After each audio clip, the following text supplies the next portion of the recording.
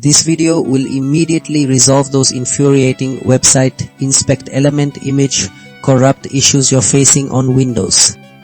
We're tackling the persistent problem of corrupted images in your Chrome Inspect Element tool hidden, and by the end of this minute, you'll have your images displaying correctly again. First, we'll clear your Chrome's cache and cookies, which often store old or broken image data, causing these visual glitches.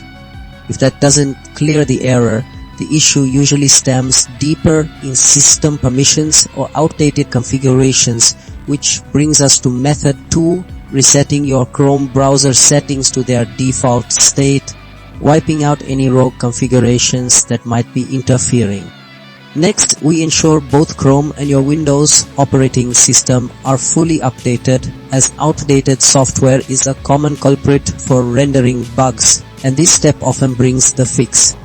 Finally, we'll zero in on potentially conflicting browser extensions, disabling them one by one to pinpoint if any are causing the website inspect element image corrupt problem, allowing you to either remove or disable the problematic extension and restore normal image viewing.